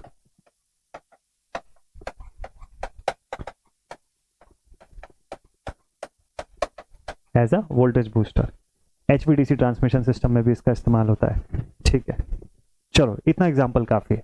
ठीक है, तो मैंने क्योंकि टॉर्क बोला ना, तो हो सकता है आप लोग के माइंड में चल रहा होगा सर डीसी जनरेटर था, टॉर्क का सीन, हाई टॉर्क जो होती है, हाई स्टार्टिंग टॉर्क जो होती है, वो डीसी सीरीज मोटर के केस में डिस्कस करेंगे। यहाँ जस्ट मैंने बता दिया आपको, बट ये यहाँ लागू नहीं होता है क्योंकि जनरेटर पढ़ रहे हो ना, तो इस वजह से। ठीक है, तो उसको मिक्सअप मत करिएगा। चलिए नेक्स्ट पॉइंट पर चलते हैं। आखिरी मशीन के बारे में और बस एक कैरेक्टरिस्टिक पढ़ना है हमको, that is compound DC generator.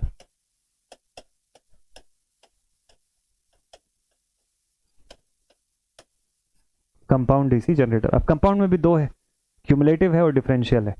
ठीक, दोनों ही केसेस को बहुत आराम से समझना है, बहुत डिटेल में। कंपाउंड डीसी जनरेटर अगर नो लोड के केस में मैं देखता हूं तो वो एक शंट जनरेटर के जैसा ही दिखेगा।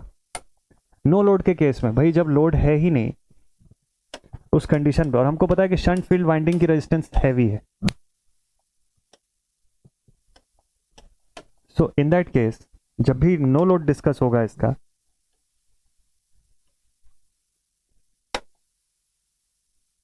जब भी इसका नो लोड कंडीशन डिस्कस होगा, it will be more like a shunt DC generator. तो शंट वाली जितनी प्रॉपर्टीज है वो यहां पे वर्क करेगी।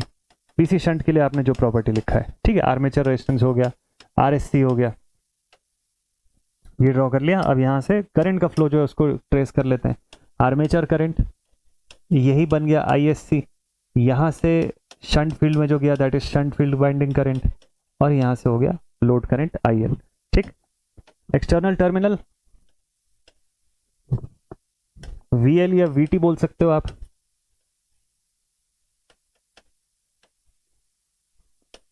सॉरी, ठीक है, वीएल या वीटी के फॉर्म में इसको डिनोट कर दिया।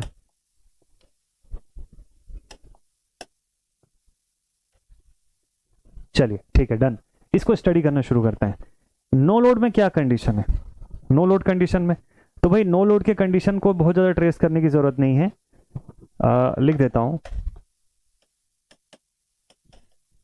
इन no load it is more like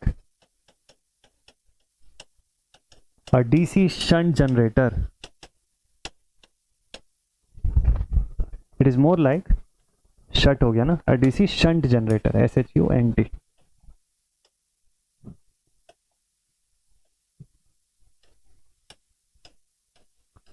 It is more like a DC shunt generator. ठीक है, क्योंकि स्टार्टिंग के लिए हम लोग इसको स्टार्ट करेंगे ऑन नो लोड। ठीक है, तो उसको शुरू करने के लिए हम लोग नो लोड पे शुरू कर रहे हैं, और ये प्रॉपर्टी शंट की होगी, तो उसके अकॉर्डिंग हमको वहां पे शंट फील्ड की जो आउटपुट है उस फॉर्म में ज्यादा डिटेल में आउटपुट मिलेगा। ठीक है, ऑन लोड कैरेक्टरिस्टिक की बात करते हैं। So now on load characteristic,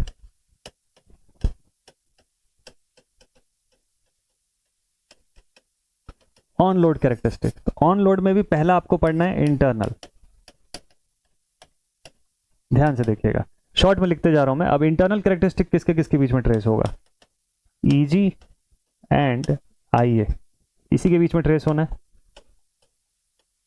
easy and आईए के बीच में। ठीक है, समझते हैं, यहीं पे बनाते हैं इसको। मान लीजिए यहां पर है ईजी और इस जगह पे आर्मेचर करंट शो करना है, इसकी ईएमएफ इक्वेशन और प्लस साथ में इसका लोड कनेक्ट कर देता हूं मैं यहां से आरएल। अब तो आईएल फ्लो होने लग जाएगा।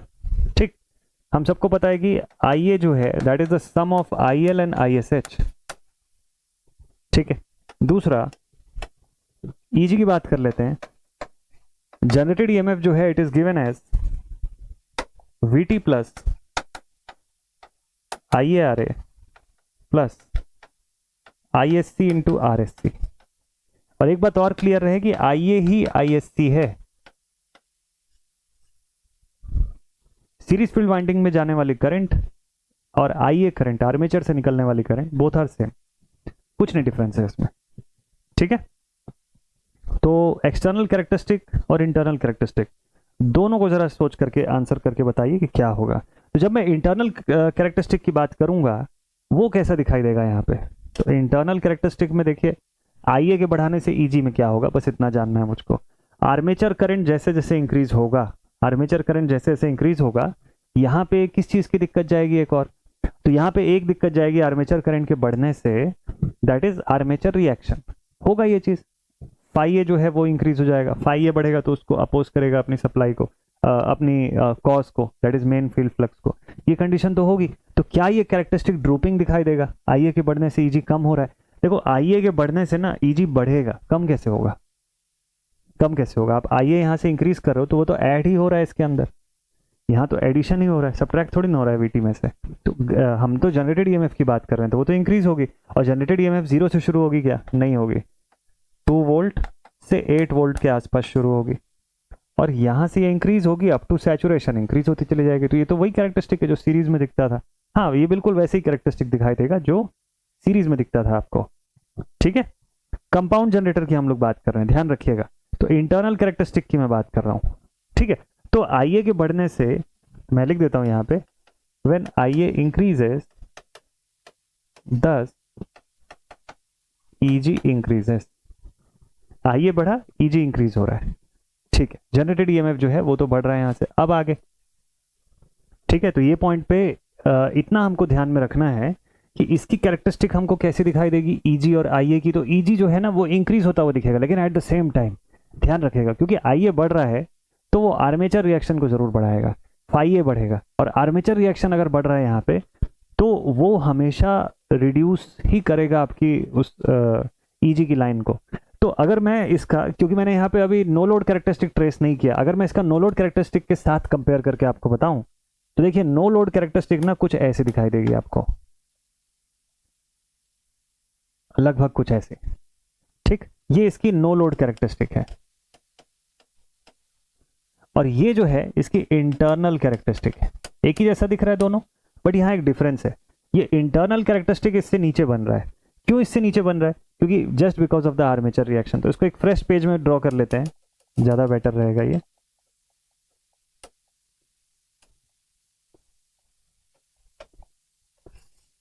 चलिए देखते हैं इसको।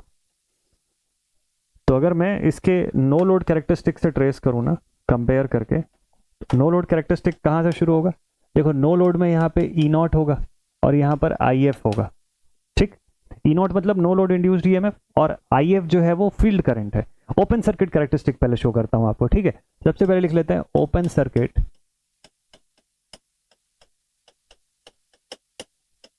कैरेक्टरिस्टिक्स। ओपन सर्किट कैरेक्टरिस्टिक किसके किसके बीच में ट्रेस हुआ? ई नॉट एंड आई एफ। हम जैसे जैसे फील्ड को बढ़ाते जाएंगे ई नॉट की वैल्यू बढ़ती जाएगी क्योंकि लोड तो कनेक्टेड नहीं है, आर्मेचर रिएक्शन का सीन नहीं है। स्टार्ट करेंगे इसको फ्रॉम 2 to 8 वोल्ट,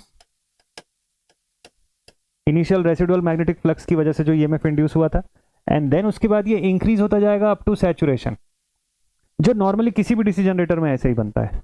ठीक है, so this is our saturation, ये हमारा सैचुरेशन का कंडीशन अराइज हो गया।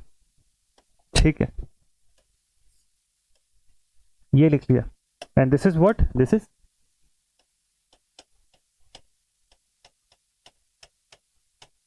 Open circuit characteristic. कौन सी कैरेक्टरिस्टिक थी ये? This was open circuit characteristic.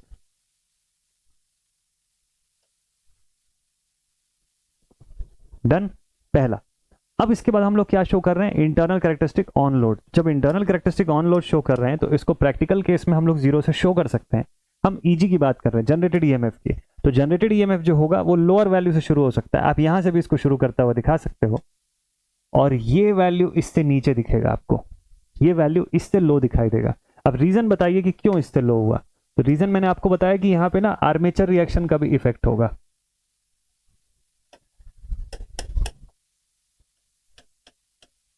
तो ये वाला सेगमेंट आया due to armature reaction.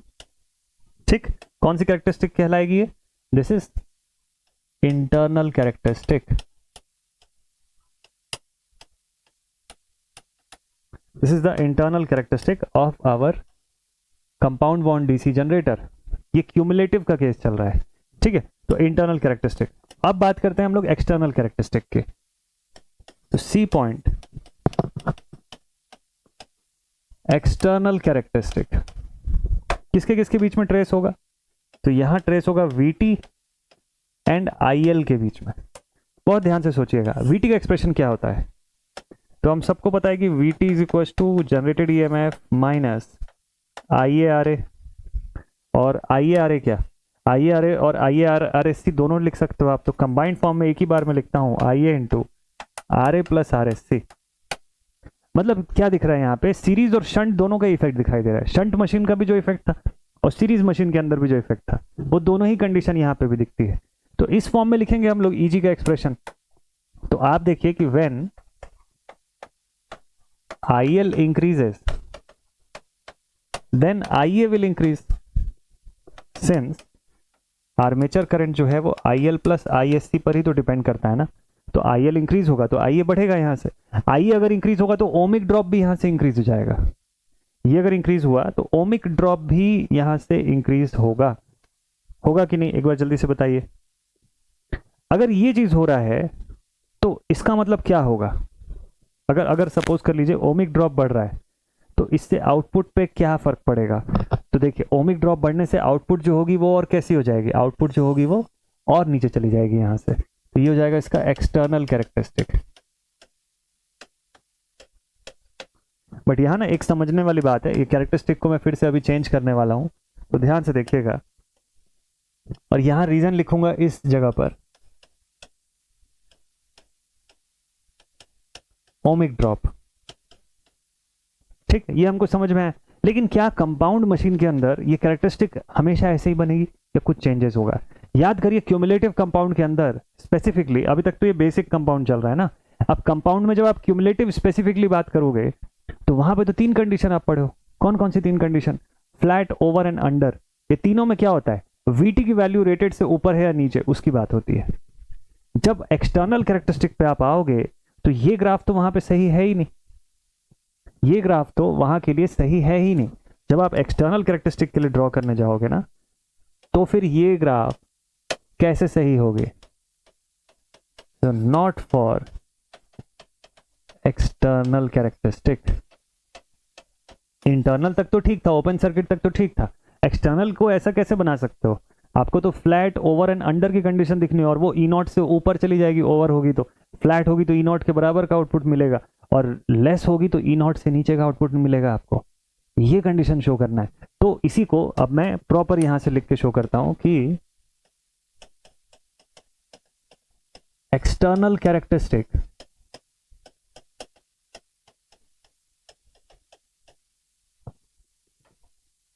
external characteristics for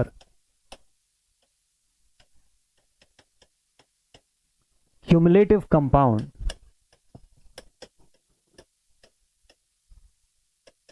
DC generator. अब स्पेसिफिक हुआ ना, क्यूमुलेटिव की बात कर रहे हैं, तो अब हम लोग यहां पे तीन कंडीशन लिखते हैं। कंडीशन ए, फर्स्ट कंडीशन लिखते हैं ओवर कंपाउंड। कब होता है ओवर कंपाउंड? पिछली क्लास में मैंने आपको बताया था। अगर सोचिए ये नहीं पढ़े होते, ये नहीं पता होता, तो कंपाउंड का वैसे ही पिछले पेज जैसा बना के आ जाते और वो रॉन्ग हो जाता कैरेक्टरिस्टिक कर। ये पढ़े हैं इसलिए चीजें अब क्लियर होंगी आपको। ओवर कंपाउंड कंडीशन पे क्या होता है, यहां पर ना वीटी की वैल्यू ग्रेटर देन रेटेड रहती है। पढ़े थे हम लोग। रेटेड मतलब ई नॉट, ई नॉट से ऊपर दिखाई देगा हमको वीटी, ओवर कंपाउंड कंडीशन। ठीक है। सेकंड होगा फ्लैट और लेवल कंपाउंड। यहां पर क्या होता है, जो टर्मिनल वोल्टेज होता है VT, that becomes equals to E naught या रेटेड। रेटेड जो हमारा नो लोड इंड्यूस्ड ईएमएफ जो है उसके बराबर मिलेगा हमको। ठीक है। और third condition which is under compound. Under compound में क्या होगा भाई, अंडर कंपाउंड के कंडीशन में जो हमारा वीटी रहेगा ना, that will be less than the rated, मतलब ई नॉट। ई नॉट से लेस दिखाई देगा ये चीज हमको। ठीक। तो अब एक्सटर्नल कैरेक्टरिस्टिक में ये तीनों का इफेक्ट आपको शो करना पड़ेगा। एक्सटर्नल कैरेक्टरिस्टिक जब शो करेंगे ये तीनों का इफेक्ट शो करेंगे आप। ठीक है। तो पहले तो रेटेड को शो करिए। अब देखिए एक्चुअल ग्राफ इसकी एक्सटर्नल की कैसी बननी चाहिए। जब भी हम लोग इसका एक्सटर्नल कैरेक्टरिस्टिक ट्रेस करते हैं ना, तो हम सबसे पहले तो वीटी के साथ साथ ई नॉट भी शो करना जरूरी है। वीटी इन वोल्ट्स यहां पे शो करिए आप ई नॉट।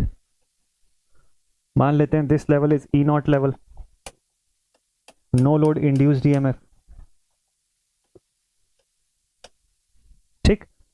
अब यहां से सबसे पहले भाई ई नॉट के लेवल से ही शुरू होगा, लोड कंडीशन पे है और हम वीटी की बात कर रहे हैं, तो ईएमएफ जनरेट हो चुका है।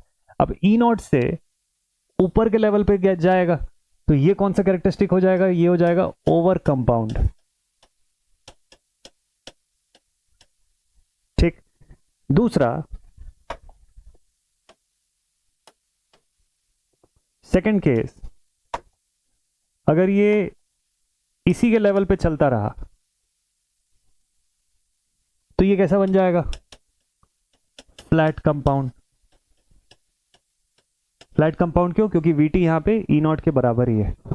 और तीसरा कंडीशन क्या होगा, अंडर कंपाउंड का। अंडर कंपाउंड की कंडीशन कैसी दिखाई देगी, अंडर कंपाउंड की कंडीशन आपको कुछ ऐसी दिखाई देगी। This will be the condition of under compound. तो एक्चुअल में जब एक्सटर्नल कैरेक्टरिस्टिक ट्रेस करोगे ना, तो ये तीन फॉर्म में आपको अलग अलग शो करना पड़ेगा। ठीक है। और अंडर कंपाउंड के अलावा मान लो आपको बोलेगा कि कंपाउंडिंग करना ही नहीं है, तो क्या होगा। देखिए अगर आप कंपाउंडिंग नहीं कर रहे हैं मशीन में, कंपाउंडिंग क्यों करते हैं आप सोचो। कंपाउंडिंग इसलिए करते हैं क्योंकि अगर मशीन में हमको आउटपुट 200 की रिक्वायरमेंट है, हमारा मशीन भी अगर 200 बना रहा है, तो ड्रॉप वगैरह होने के बाद वो रिड्यूस हो जाएगा आउटपुट उसका। ओमिक ड्रॉप्स वगैरह होंगे, जो भी ओमिक ड्रॉप्स की बात कर रहे थे हम लोग, ohmic drops, armature reaction drop, सब कुछ देखते हुए ओवरऑल आउटपुट हमारा कम हो जाएगा बाहर। ठीक है। हो सकता है 160 130 हो जाए। तो उस चीज से बचने के लिए हम लोग कंपाउंडिंग करते हैं, और हम लोग ये करते हैं कि वोल्टेज बिल्डअप को ज्यादा इंक्रीज करें। मशीन अगर 200 की रिक्वायरमेंट है तो हम 230 240 जनरेट करके चलते हैं। ठीक है। तो जब ज्यादा जनरेट हो गया तो उस कंडीशन में ओवर कंपाउंड, बराबर जनरेट हुआ फ्लैट कंपाउंड, और रिक्वायरमेंट से कम जनरेशन हुआ तो अंडर कंपाउंड। लेकिन अगर कंपाउंडिंग ही ना करें, उसकी भी तो कोई ग्राफ होती होगी ना। This is the case for no compound condition.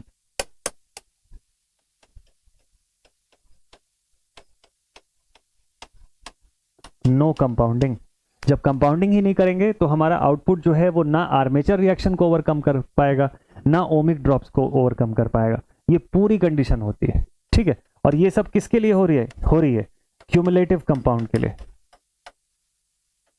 Cumulative compound DC generator के लिए ये पूरी की पूरी कैरेक्टरिस्टिक आप पढ़ रहे हो। ठीक। किसके रिस्पेक्ट में हम लोग बना रहे हैं, that is in the respect of IL. IL versus VT. तो ये कंडीशन आप लोग बना लेंगे ना, ये बहुत इंपॉर्टेंट है, बहुत ज्यादा इंपॉर्टेंट कंडीशन है। इसमें बहुत सारे लोग गलती करते हैं, ये वाली गलती, इसलिए मैंने उसको भी ड्रॉ करके छोड़ दिया है, उसमें क्रॉस लगा के। इसको ऐसे क्रॉस भी कर दो ताकि आपको पता रहे कि ये कहां पे गलत है। ठीक, बाकी इंटरनल में आप शो कर सकते हो, बट यहाँ पे ऐसा मत शो करिएगा। एक्सटर्नल को अगर ऐसे ड्रॉ कर दोगे तो रॉन्ग हो जाएगा। ठीक है, समझ गए? तो यहाँ पे एक्सटर्नल कैरेक्टरिस्टिक को ऐसे नहीं शो किया जाता। एक्सटर्नल कैरेक्टरिस्टिक को शो करने का तरीका ये होगा। तो इसको हेडिंग बना लीजिए, क्योंकि ये पॉइंट भी जानना जरूरी है कि गलती होती कहाँ पे है। क्योंकि पिछले दो को डिराइव करते करते ना, या उनका कैरेक्टरिस्टिक बनाते बनाते हो सकता है माइंड में इसमें भी ऐसी है, बट इसमें भूलना नहीं, क्योंकि ये कंसेप्ट मैंने बताया हुआ है आपको। तो इस कंसेप्ट से जब आप चलोगे ना प्रॉपर, तब आप रियल कैरेक्टरिस्टिक इसका ट्रेस कर पाओगे, नहीं तो गलती हो जाएगी उस पॉइंट पर। ठीक है, तो ये तीनों का। अच्छा, डिफरेंशियल भी मैंने आप लोग को बोला था ना कि डिफरेंशियल का भी आउटपुट समझेंगे। चलो डिफरेंशियल का भी बता देता हूँ। अच्छा, इन कंपाउंडेड मशीन के अंदर का कंसेप्ट आपने कल का क्लास अगर नहीं देखा है तो एक बार मैं बता दूं कि देखिए यहाँ पे ना फील्ड फ्लक्स जो होती है phi S H plus phi S C होती है। किसमें? क्यूमुलेटिव कंपाउंड में। क्यूमुलेटिव कंपाउंड में, ठीक है। तो सीरीज फील्ड वाइंडिंग में जो फ्लक्स बन रही है वो शंट में बनने वाली फ्लक्स को सपोर्ट करती है, इसीलिए ओवरऑल फील्ड फ्लक्स हमारा बढ़ता चला जाता है। इसीलिए हम लोग यहाँ पर जितना भी आउटपुट दिखा रहे हैं ये सब इस कंडीशन पे दिखा रहे हैं, ऊपर जाता हुआ दिख रहा है। ठीक है, बाद में यहाँ से ओमिक ड्रॉप या एआर की वजह से भले ड्रॉप हो रहा है या ड्रूप हो रहा है, that is a different thing, but ऊपर जाता हुआ हमको यहाँ से दिख रहा है। लेकिन जब डिफरेंशियल पढ़ोगे तो वहां ऐसा नहीं होगा, तो उसको पढ़ ही लेते हैं। इन द केस ऑफ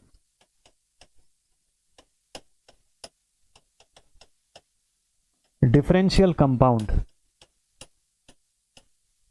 तो जब आप डिफरेंशियल कंपाउंड डीसी जनरेटर की बात करते हो, यू ऑल नो कि here phi F is equal to phi S H minus phi S E. हमेशा ऐसा ही रहता है ना, phi S H minus phi S C ही रहता है, क्योंकि शंट में बनने वाला फ्लक्स हमेशा ज्यादा ही होगा as compare to phi S C, series में बनने वाली, सीरीज बाइंडिंग में बनने वाली फ्लक्स से। क्यों ये सब्ट्रैक्ट होता है, उसका ओरिएंटेशन वाइज भी मैंने डायग्राम से बताया हुआ आपको एक क्लास से पहले, मतलब दूसरी क्लास, 2 क्लास बैक के वीडियो को आप देखोगे तो ये कंडीशन भी समझ में आ जाएगी। ठीक है, तो नहीं भी देखोगे तो भी जो मैं बता रहा हूँ उसके अकॉर्डिंग समझ के चलिए, बन जाएगा आपसे। तो फाई एफ जो होता है वो phi S H minus phi S C होता है। तो अगर सपोज कर लो यहां से लोडेड कंडीशन की मैं बात करता हूं, नो लोड पे तो आप समझ जाओगे कैसे बनाना है। एट लोड कंडीशन या एट ऑन लोड कंडीशन,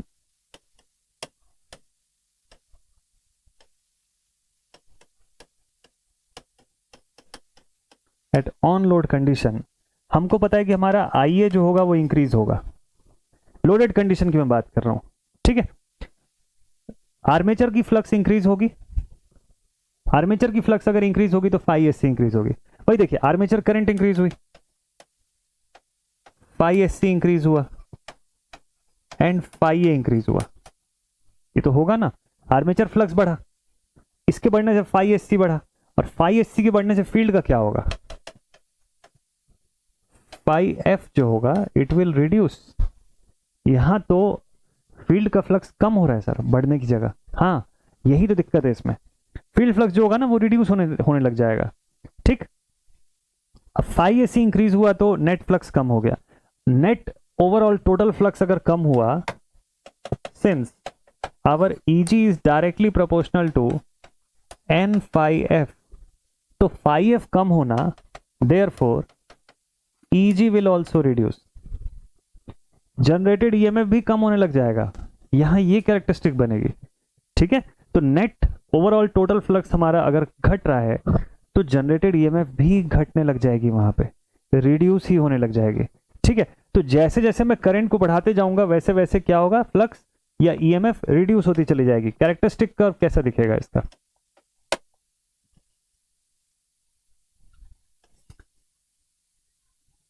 इसकी कैरेक्टरिस्टिक कर्व ऐसे दिखाई देगी। देखो, अगर यहां पे ई नॉट है तो ई नॉट से ऐसे रिड्यूस होते हुए कुछ ऐसे दिखाई देगी, लाइक दिस। तो यहां से अगर मैं आई एफ की बात कर रहा हूं और यहां पे ये लेवल जो है that is the level for E not. ठीक है, ये मान लो वीटी है, तो यहां से ना फ्लक्स रिड्यूस होती हुई दिखाई देगी मुझको। ठीक है, आई ए आई एल ऐसा आप लिख सकते हो। ऑन लोड एक्सटर्नल कैरेक्टरिस्टिक अगर आप देखोगे ना तो एकदम ऐसी दिखाई देगा। इसका शो कर देता हूं मैं, ऑन लोड एक्सटर्नल कैरेक्टरिस्टिक। क्यों ऐसा हो रहा है एक बार फिर से बता देता हूं। ये किसके लिए है? This is for differential compound DC gen. Short में लिखिएगा, इसका बहुत ज्यादा क्वेश्चन पूछता नहीं है आपसे, बट आपके समझने के लिए पॉइंट ऑफ व्यू से ये जरूरी है। तो ऑन लोड एक्सटर्नल कैरेक्टरिस्टिक की हम लोग बात कर रहे हैं, तो हमको पता है कि विथ IF का increase,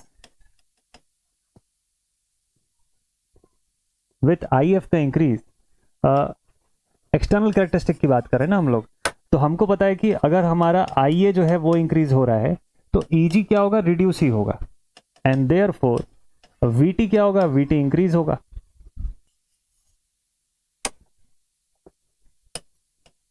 phi total is equal to phi SH minus phi SC। ठीक, so when phi SC becomes equals to phi SH, then phi F becomes 0। तब तो दोनों इक्वल हो जाएंगे, दोनों इक्वल हुए तो टोटल फ्लक्स क्या हो जाएगा? Field flux 0। अच्छा, फील्ड फ्लक्स ही पूरा 0 हो गया तो फिर EMF का क्या होगा? Therefore EG is equal to 0, और EG अगर 0 हुआ तो हमको पता है VT is equal to EG minus IARA minus IA into RSC, यही तो होता है। EG अगर 0 हो गया तो फिर VT कहां से बचेगा? Therefore VT will also become 0 ना इस केस पे, तो VT इसी वजह से हमको पूरा 0 होता हुआ दिखाई दे रहा है। ठीक है, तो इस टाइप के जो जनरेटर्स होते हैं इनका क्वेश्चन कहाँ पे पूछता है आपको, इसका एप्लीकेशन क्या पूछेगा, उसके एप्लीकेशन में क्या लिखोगे आप? चलो देखते हैं, इसके एप्लीकेशंस देखते हैं। सबसे पहले तो एप्लीकेशन किसके? कंपाउंड डीसी जनरेटर के। What about it's applications? देखिए, अगर मैं क्यूमुलेटिव कंपाउंड की बात करूं, क्यूमुलेटिव कंपाउंड, तो इसके एप्लीकेशन में आप सबसे पहले तो ये लिखिएगा इसका, क्योंकि देखो क्यूमुलेटिव के अंदर हमारे पास अंडर, ओवर एंड फ्लैट तीनों ही कंडीशन निकल के आ रही है एक्सटर्नल कैरेक्टरिस्टिक में। तो क्यूमुलेटिव को हम लोग कहाँ यूज करते हैं? फ्लैट वोल्टेज कैरेक्टरिस्टिक वो चूंकि दे सकता है तो कांस्टेंट डीसी सप्लाई आउटपुट के फॉर्म में यूज कर सकते हैं। So due to flat output it can be used for constant DC output. Constant DC output के फॉर्म में इसको हम लोग इस्तेमाल करते हैं। लेकिन अगर मैं डिफरेंशियल की बात करूं तो आप ये मत सोचना कि डिफरेंशियल एकदम बेकार है। डिफरेंशियल कंपाउंड का यूज तो और ज्यादा है। डिफरेंशियल कंपाउंड में आप लोगों ने नोटिस किया कि करंट बढ़ेगी और वोल्टेज जो है वो रिड्यूस होती चली जाएगी।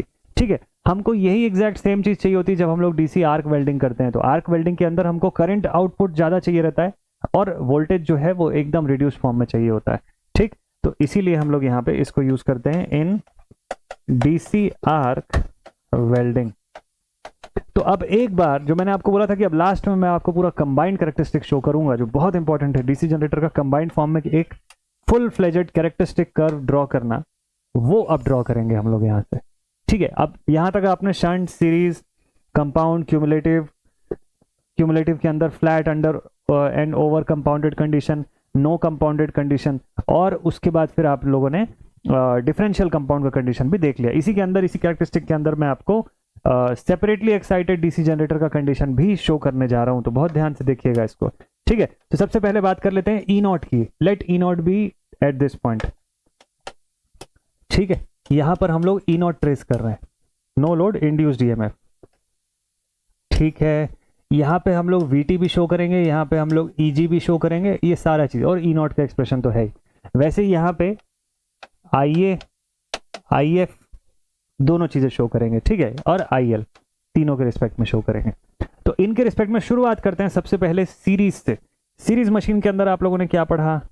ये सब एक्सटर्नल ऑन लोड कैरेक्टरिस्टिक की मैं बात कर रहा हूं यहां से। ठीक है, तो जब इस सीरीज फील्ड वाइंडिंग वाले डीसी जनरेटर की आपने बात किया तो इसकी कंडीशन हमको मिली कि यहां हम 2 से 8 वोल्ट के आसपास शुरू किए। ठीक, और हमको ये कैरेक्टरिस्टिक ई नॉट पे सैचुरेट होती हुई मिली।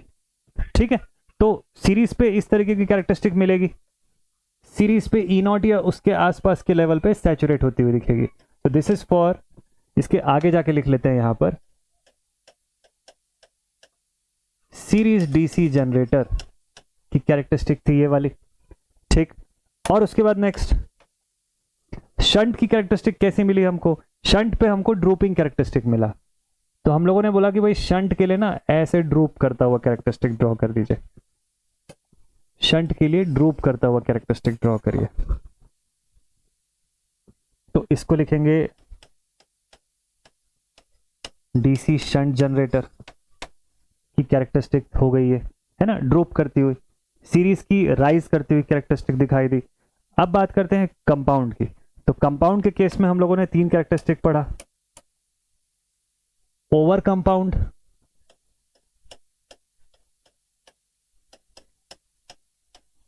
ओवर कंपाउंड, ठीक।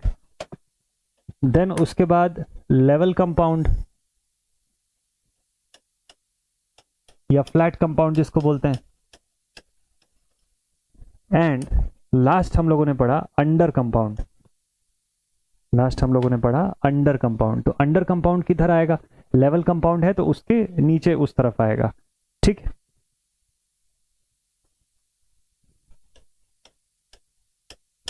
अंडर कंपाउंड, ठीक है, over, under and level compound या फ्लैट कंपाउंड जिसको बोलते हैं। सीरीज डीसी जेन का कंडीशन मैंने आपको शो कर दिया वहां पे, शंट का मैंने शो कर दिया, क्यूमुलेटिव और डिफरेंशियल का बेसिक। क्यूमुलेटिव विदाउट कंपाउंडिंग अगर कोई शो कर रहे तो कैसे शो करेगा, येलो कलर बचा है ना, चलो येलो से शो कर देते हैं इसको, इसको लिख लेते हैं नो कंपाउंडिंग। केस किसका, क्यूमुलेटिव का, cumulative DC generator without any compounding, इस तरीके से ड्रॉप हो गया, ठीक है। अब इसके बाद एक इंपॉर्टेंट एस्पेक्ट रह गया यहां से, डिफरेंशियल कंपाउंड का। तो डिफरेंशियल कंपाउंड के केस में देखिए ऐसा कुछ आउटपुट दिखाई देगा आपको। सो this is for differential compound. अब इनके बीच में सेपरेटली एक्साइटेड भी आपसे पूछ सकता है।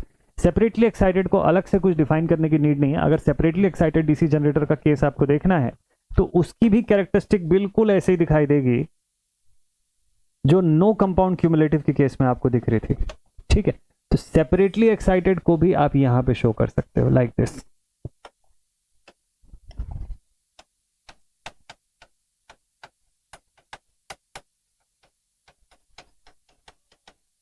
Separately excited DC generator. तो अभी तक जितना मैंने कंडीशन आपको बताया है, ट्रेस करने का जो तरीका बताया है, उसके हेल्प से एक बार सेपरेटली एक्साइटेड के लिए भी देखिएगा। बस यहाँ पर एक चीज का ध्यान रखिएगा कि फील्ड में ना चेंजेस एक्सटर्नली हो रहा है, मशीन की वजह से कोई चेंजेस नहीं हो रहा है, ठीक। तो फील्ड को वो अफेक्ट नहीं कर रहा है। हाँ, आप अगर सपोज कर लो कि ईजी और आईए के रेस्पेक्ट में ट्रेस करोगे तो वो तो उसके अंदर ही मिल जाएगा आपको, मशीन के अंदर। लेकिन फील्ड हम लोग बाहर से प्रोवाइड कर रहे हैं और फील्ड को सप्लाई भी एक्सटर्नली दे रहे हैं, तो आईएफ पे कोई बहुत ज्यादा चेंजेस नहीं होगा। आईएफ को अगर हम इंक्रीज करेंगे तो अंदर जो भी चेंजेस होंगे उसके रिस्पेक्ट में ये कैरेक्टरिस्टिक प्रॉपर ड्रॉप करती हुई दिखेगी। तो यहाँ पर ना ओमिक लॉसेस का इफेक्ट दिखेगा, आर्मेचर रिएक्शन का इफेक्ट भी दिखाई देगा, ठीक। तो ओमिक एंड आर्मेचर दोनों मिल करके अफेक्ट करते हैं, बट आर्मेचर बहुत ज्यादा कुछ नहीं कर सकता क्योंकि फील्ड को कंट्रोल कर रहे हैं हम लोग बाहर से, फील्ड को हम लोग कंट्रोल कर रहे हैं एक्सटर्नल सप्लाई के हेल्प से, ठीक है। So this is the entire characteristic of DC generator, all types of DC generator covered. इसे एक डायग्राम के अंदर सारे डीसी जनरेटर्स को कवर किया हम लोगों ने, ठीक है। तो ठीक है, आई गेस यहाँ से आपका कंसेप्ट जो है अब इसके लिए क्लियर हो गया होगा।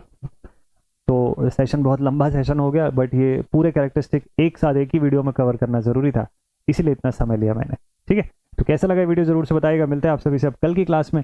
नेक्स्ट क्लास डीसी मोटर की स्टार्ट होगी, और डीसी मोटर अब यहाँ तक आपने जितना मेजर कंसेप्ट पढ़ा है उसी कंसेप्ट को मोटर के फॉर्म में यूज करेंगे, बहुत जल्दी चीजें आपको अच्छे वे में क्लियर हो जाएंगी।